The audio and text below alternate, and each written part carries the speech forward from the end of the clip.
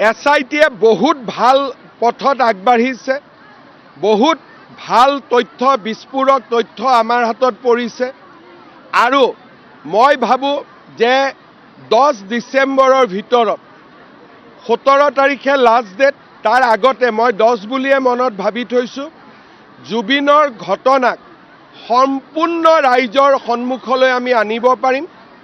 কৰবাত অসমৰ ৰাইজ আচৰিতো হ'ব, অলপ দুখো পাব, কষ্টও পাব, লগতে খঙো উঠিব। গতিকে মই ভাবোঁ যে 10 তাৰিখৰ ভিতৰত, 17 তাৰিখ লাষ্ট ডেট, 10 ডিচেম্বৰৰ ভিতৰত জুবিনক ন্যায় দিয়াৰ যিটো আচল পদক্ষেপ SITৰ চাৰ্জশ্বীট, তাক আমি দাখিল কৰিম আৰু ৰাইজে এক প্ৰকাৰ ক'ব গ'লে বহু বছৰ জুৰি জুবিনৰ লগত হৈ থকা বহুত দুখ আৰু বেদনা ভৰা কাহিনী গম পাব।